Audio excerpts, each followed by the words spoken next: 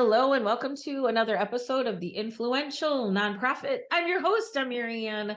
I work with nonprofit leaders to master the art of influence so they can ask for and receive anything they want without feeling the big three and rejected, ineffective, or pushy. And this week I am with my new friend, Zach, and I'm going to say it right, Thanasilangkul. How'd I Perfect. do? Oh, Thank perfect. you. You're so good. Thank You're so you. good. Thank you. You are also a nonprofit communications coach. And we met on there's a little forum that we're on for consultants, and that's how we connected. And I love Zach. I love his vibe. I love his approach. And I wanted him to share all of that with you today. You are a communications coach and founder of Mission Driven Impact, a training company that helps nonprofits raise money by communicating their impact effectively online. So that is so needed. And we're going to get into that. But before we do, I always ask the same question to start with, which is, tell me something that you are proud of that you don't get to brag about a lot. I don't get to brag about a lot. Mary, something I should have told you is that in our last call, you left me with the question, what would the queen do? And you said that's a big part of your brand. And lately, I have been finding myself just that thought popping into my head. I'll be like, Zach, like, what would the queen do? And I find myself, maybe enforcing some personal boundaries. I find myself attacking my work with a lot more motivation and like a healthy kind of aggression. I find myself just sort of, I don't know, embodying a different version of myself sometimes when I think about that. And I Right. think I don't give myself enough credit for that. And so that's what I want to brag Yay. about. Yeah, but that's because of you. That's a direct result of you, Marianne. Oh my gosh, thank you so much. It's right, because I think I was sharing a story of how like a client that I'm like, can you make me a report? And I was like, oh, because the word report just makes me tired. And it wasn't really going to be helpful for them or serve me, or it just, that's not what they really needed. But guiding them to an understanding, like what would the queen do? What No, the queen would have the conversation, right? The queen, like staying on the throne no matter the outcome. And I've had so many conversations with people in the last couple of weeks where they're saying like about staying on the throne no matter the external circumstance, right? Like Yeah, I love sometimes, that energy so much. I know, me too. It's and like you said, sometimes you kind of get knocked off. We're human, and then you're like, "But wait, hold on. What would the queen do?" And then the people who take my course, I have this box, like this welcome box, and I give them a keychain that's a crown, so they can remember their queens everywhere they go. So I love so it. thank you for that. And I'm so glad. And you are in Fort Lauderdale, correct? Right now? Yeah, for the past 6 weeks and the next three, hanging out in Fort Lauderdale, just outside of Miami. Before that, I was in Mexico, I was in Colombia. New York is home for me, though. And that's Okay. eventually where I'll find myself again. So but you're just kind of bopping around right now. Hey, wherever the wind blows, I gotta Kids pick these it up. days, man. This is amazing. Oh, you kids, All right, so Gotta have the let youthful spirit. yeah, I have a youthful spirit. I do. And also I'm not, yeah. So I'm also kind of like, well, we spent a lot of time and a lot of money working on our home. So I'm very happy to like be in that, right? I don't really want to go a lot Yeah, of places right now. yeah. Okay, so let's talk about communicating online. What I like about you and in your message is it's about doing things like with purpose and spirit and heart and all of those good things, which I love. Let's just first talk about, what do you feel like are some common misconceptions or misunderstandings that people have of, that nonprofits have about marketing, digital marketing?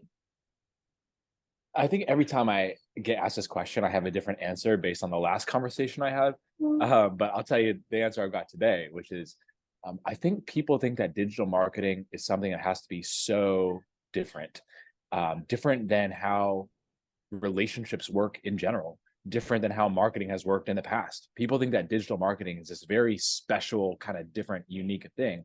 Really, what it comes down to is, do you know who you're speaking to? Do you know what it is that you have to say to them? Do you have a way of getting in front of them and getting that attention? Do you have something worth saying?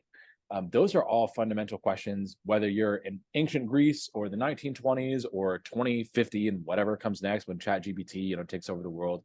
Like, digital marketing isn't all that different from human relationships. You got to get in front of somebody, you got to have something worth saying, and you got to lead them to where ultimately a decision they can make that helps themselves. And so that's my answer for today. Right. So people think it's really different. They have to adopt a new set of relationship rules when really it's the same guidelines that we know in any right when forming any kind of relationship, in person, online, right? That's what you're saying.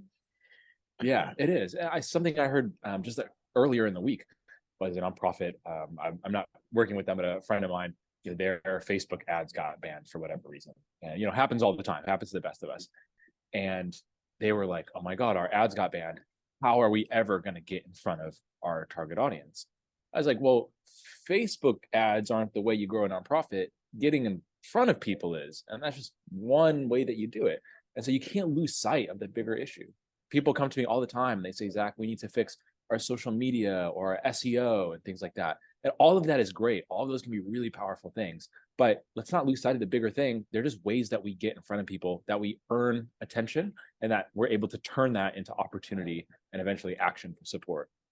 So is that what makes one, campaign or effort work better than another, is because of like what you just said? They see the bigger picture, like because like how I see it is all the social media and all of that, that's a kind of the top of the pipeline, right? And that's driving people into something, which is driving them to, like, so it's all kind of funneling into the organization. And that's what I see as people being successful. What do you feel like, what makes a communication effective? Like, why would one organization be effective and one not? Yeah, there's a couple different reasons for that. One thing that comes to my mind is a couple weeks ago I attended the Nonprofit Marketing Summit by Community Boost. Yeah. Fire, it's my first time. Incredible virtual conference, incredible conference, really great people. But one of the most impactful sessions that I went to was hosted by Victoria Harrison, the co-founder of Charity Water, and they are Charity Water is like the poster child, I think, for Right. nonprofit marketing going Yeah. right now. But she said the number one thing she sees that separates different initiatives and the successful from the unsuccessful is strategy. There's random acts of marketing kill nonprofit projects and really just projects in general. And so there has to be a thoughtful strategy for me. And when I work with clients, and of course, it's not just my thing. I think the most successful people, when we go out and do this kind of work, the strategy maps to human relationships, because ultimately it is a relationship business, right? We're Right. trying to get to know somebody and say, hey, we've got this cool thing going on. Here's a movement. Here's a vision of the world we want to create. Do you want to be a part of it? That's not any different than, me going out and asking someone to go on a date or going and making new friends or business connections. We're all doing the same thing. And so that strategy piece is there. But really all that a strategy is just how do we guide people through these steps of a relationship? That's where all the tactics come into play. Does that make sense? Yeah, I love that, random acts of marketing. I feel a lot of people who are listening right now that may describe their marketing program. Like, well, we do a little this and a little this, and when we have time, we do this. And also it is about, and I'm so passionate about this, about sharing a vision, right? Like, here's our vision. What's yours? Do they align? If so, let's connect. Right? Like sharing that vision that you have, and then from that then leading to something. Because what I think, I don't know what you think, is sometimes I think people like, well, if I can do it on social media, then I don't have to do the scary part, right? Like they want the social media to take the place of the work, the relationship building, because sometimes that can feel a little Yeah. overwhelming or scary. Yeah. I love that you just brought up vision. I want to touch on something that if you are a leader in any way, whether you're the executive director of a nonprofit or you're just leading a department or you're just leading yourself in any position where you find yourself in leadership, your ability to grow and meet that capacity and expand that capacity within yourself, within your team, within your organization is directly related to how well you can cast a vision and get people to believe in it. And when you ask like what separates successful initiatives, from other ones, it is oftentimes how well has that vision been cast? How well do you communicate something worth saying so that people feel invited into, we always say you got to invite people into a story. It's that story, it's that movement. And so that's, just when you said vision, that's such a key thing. In fact, it might be the central piece. Yeah, I think we're moving away from the kind of like the lower energetic of, relieve this pain, stop this problem. But then like what's on the other side of that? Right? What's on the other, and that's the vision. Like if I'm keeping kids off the streets, then what's on the other side of that? What am I creating? Yeah. Right. And that's the higher order I think that people get excited about. I think that's why you and I connected so much, because we both have that, it's about, I mean, it's a higher vibe activity, right? Because it's inviting people into this where they can see their highest ideals and values reflected. Yes. My friend Amy Fazio, she is an amazing community builder for nonprofits. She says people come for the cause, they stay for the community.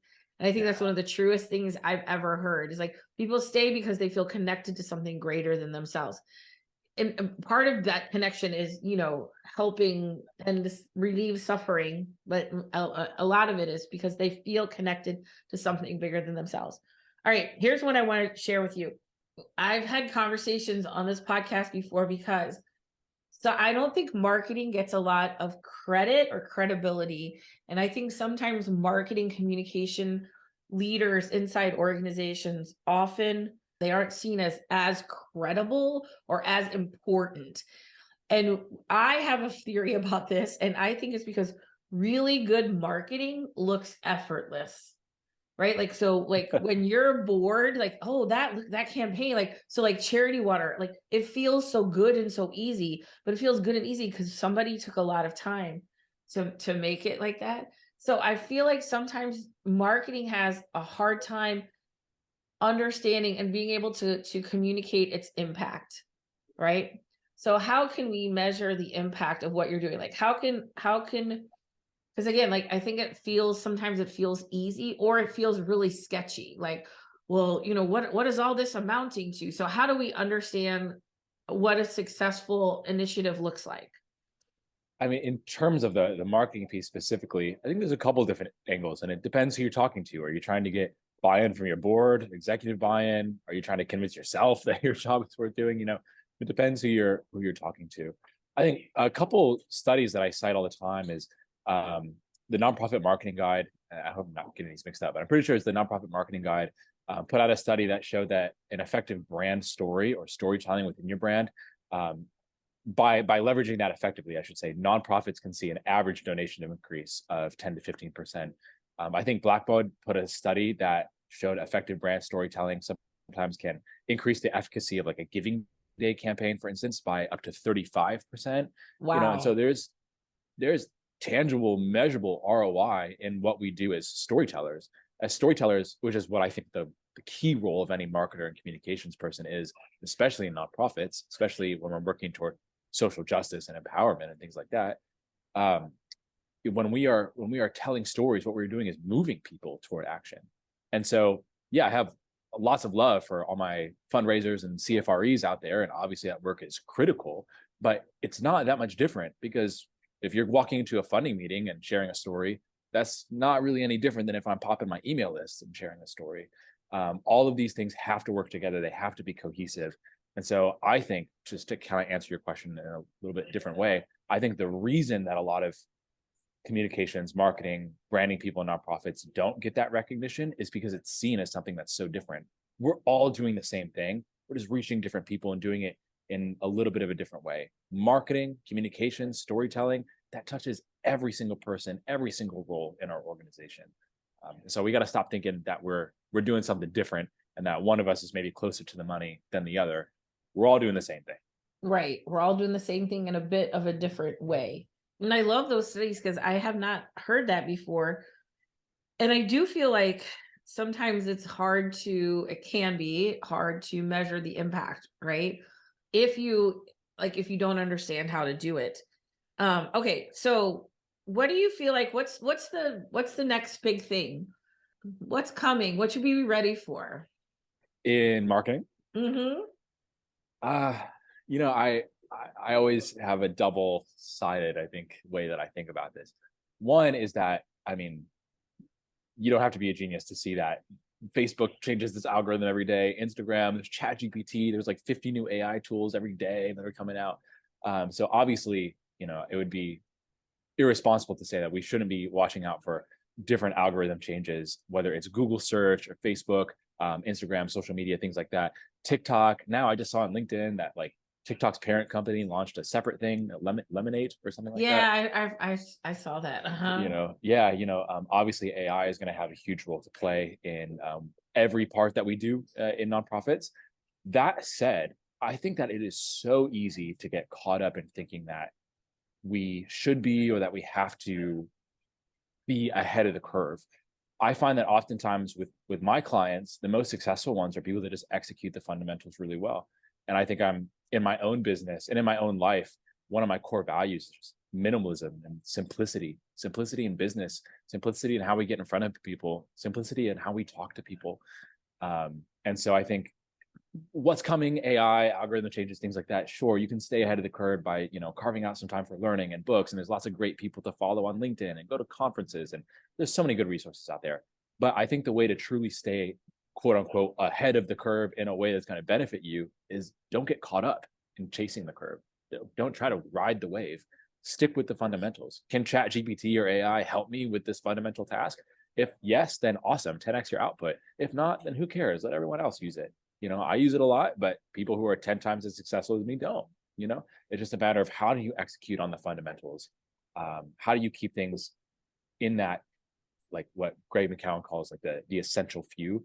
How well do you do that essential few? And then how do you do that more effectively? If that is catching the wave and riding the trends, then so be it. If not, don't worry about it. I love that. I feel like we get a lot of pressure, like, oh, have you heard of this? You should do this. And you're like, why, Yeah. what? And you feel like you have to do a lot of things. And like, really, it's the fundamentals and staying with that. And it is simple. So what is your background? How did you get into this, and a little bit more about your business and how you work with clients?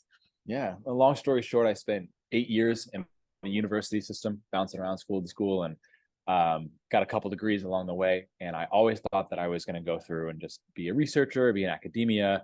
I studied community development and philosophy and economics together.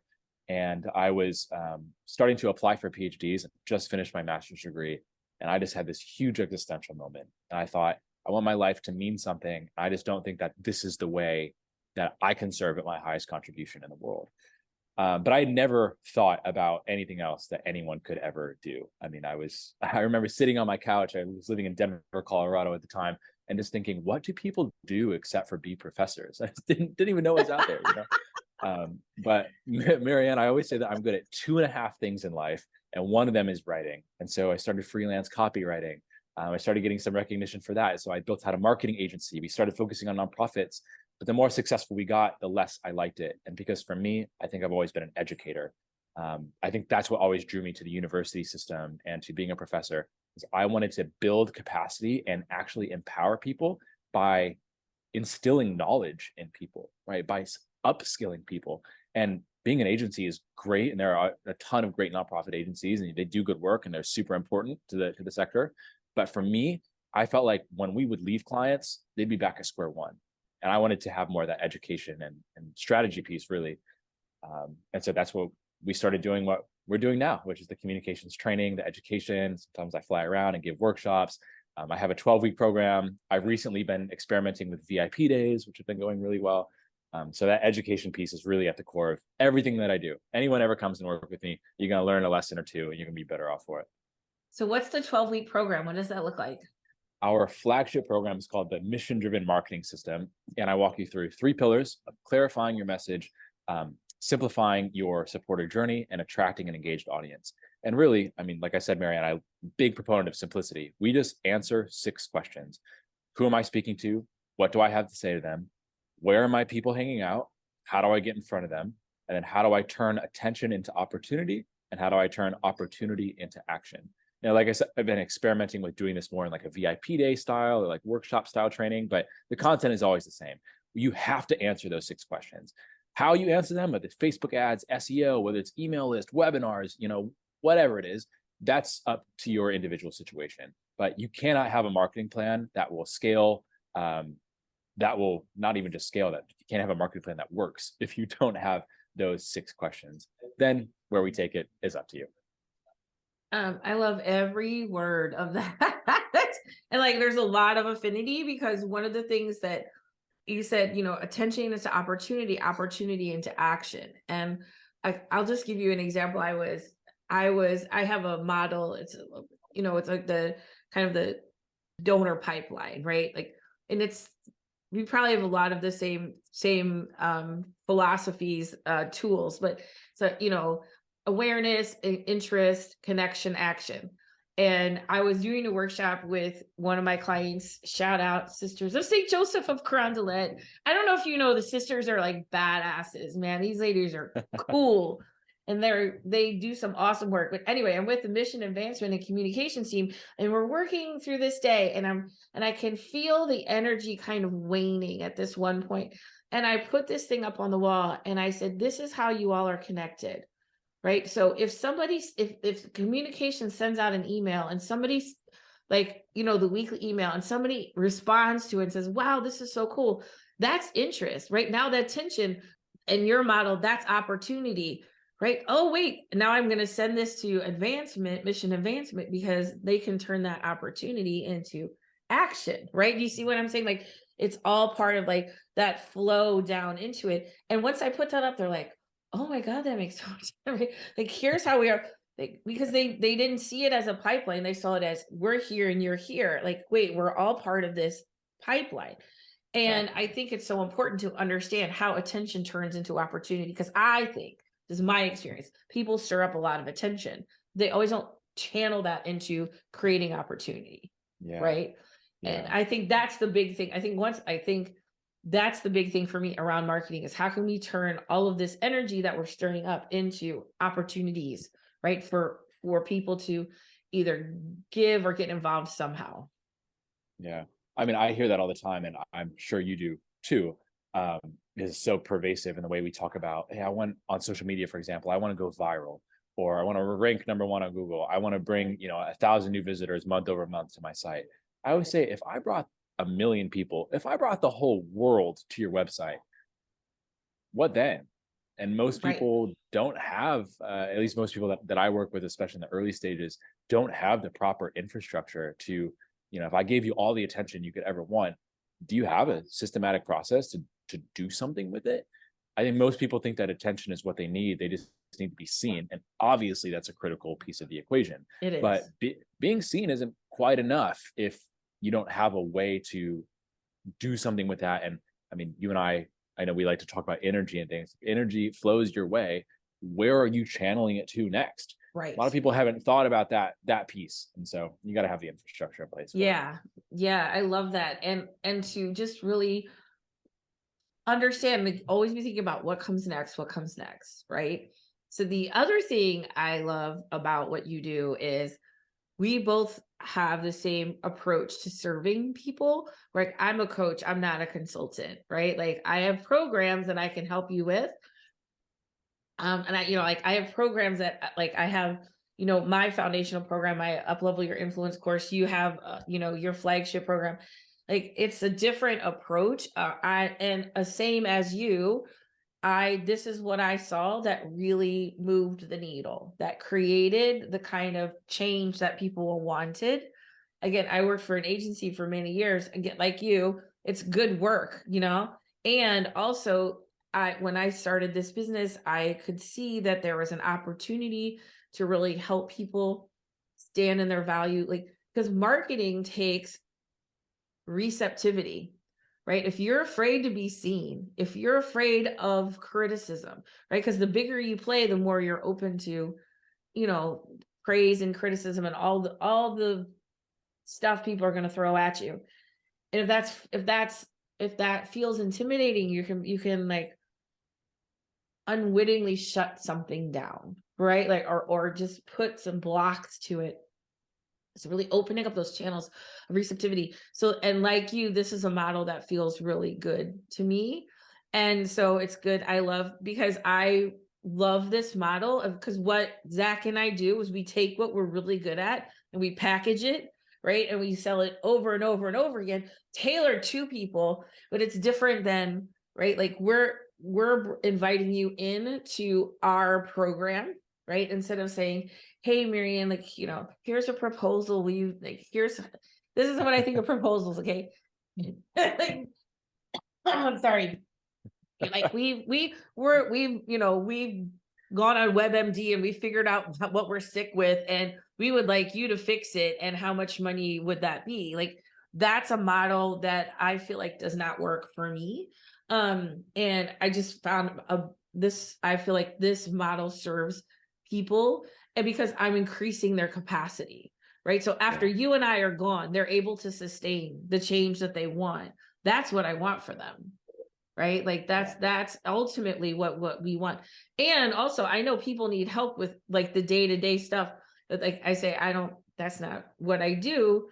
And so there's a role for that, but there's also, I love that there's more and more folks like you and me who have this different kind of model, right, for helping organizations create change rather than the more traditional, proposal plan, model, which is good for some people. That just didn't work for me.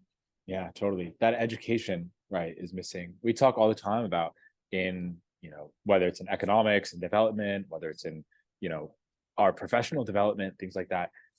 Education is always the critical piece, right? Hmm. Education, for instance, I remember this study that I did in grad school that like simply investing, $1 into education for young girls in a developing country has like, I don't know, like a trillion bajillion dollars worth of impact. It's like education is the cornerstone of everything.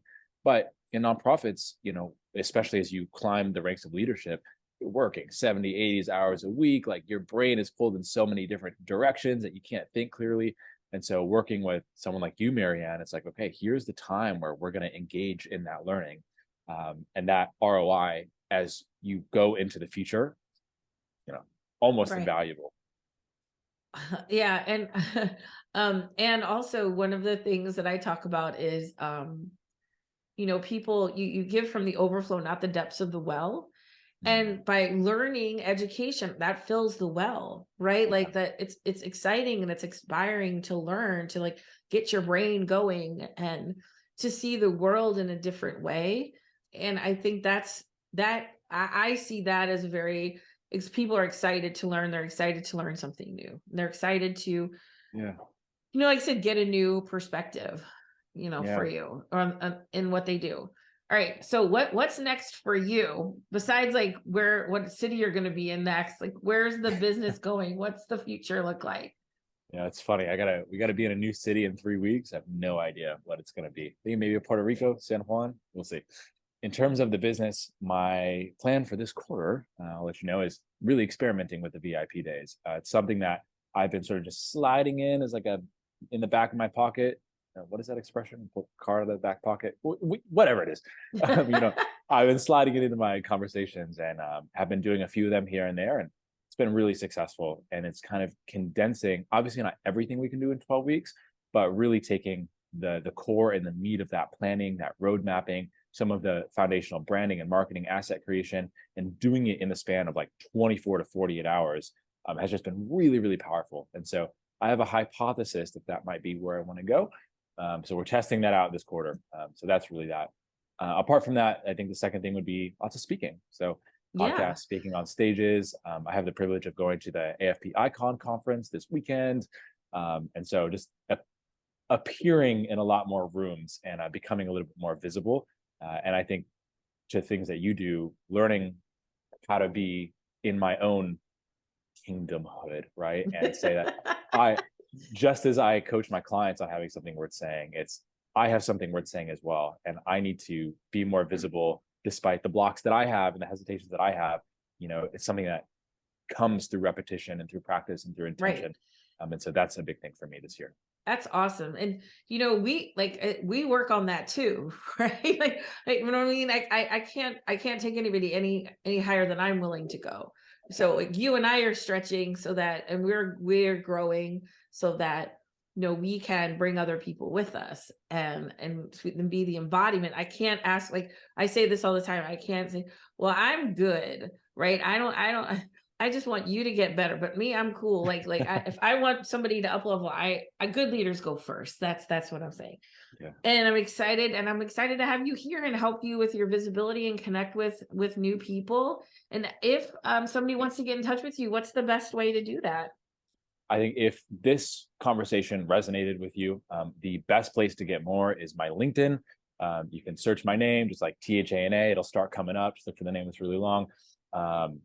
But there I post daily tips, mindsets, marketing tips, all sorts of things every day. And so that's absolutely the best place to get in touch with me. In fact, if you were like, I want to take the next step, send me a DM. I'm happy to send you the resources that I use with clients. Anything to bless you, Marianne, and your audience, I'm happy to do. Thank you. It all starts on LinkedIn, so get over there. All right, and we'll put the link in the show notes so you can grab that and stay in touch with Zach. And it's just a joy to be in your presence, I have to say. Thank you for spending time with me today. I feel the exact same way about you, and so I think this is a start to something very beautiful. I know we're gonna have to figure out some collaborative thing we can do one day. Okay, and my last question is always, now you're all around the world, so I'm gonna have to find you, although you may be in St. Louis, right? I think you were saying. So if we ever wind up at karaoke together, because didn't you say you have a friend at WashU or something, right? Like if we ever wind up at karaoke together, the divier the better for me. I like, like me, I like things just a little bit broken. What's your go-to karaoke song? Good question. I'm Asian American, so when I think about karaoke, it's like, Korean style, private back room. You're there till like 8 a.m. the next day. I think if we're in a nice little dive bar, I'm going Dreams by Fleetwood Mac. I love that. I love Fleetwood Mac. I love that song. Stevie Nicks is like Wonder Woman. If I could be half the person Stevie Nicks is, I would die happy. Yes. Yes. Like, I love the chain. Like, so when I was growing up, my brother had a band. He still does, but when I was growing up, he had a band in our basement. So I was like 10 or 11. They practiced the Fleetwood Mac Rumors album like over and over. So I like memorized that. And when they weren't there, because I wasn't allowed to go in the room and they weren't there, and I would like, my best friend and I would like pretend we were Stevie Nicks. That's the dream. That's the dream. I know, right? That's awesome. All right, Zach, thank you for being here. We will put your how to contact you in the show notes, and best of luck whatever city you land in next. Amazing. You're such a blessing, Marianne. Thank you. Thanks. And that's it for this episode of The Influential Nonprofit.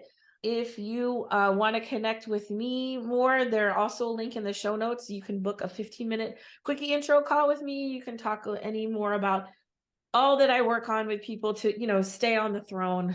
Right? And that's it for this episode of The Influential Nonprofit. We'll see you next time.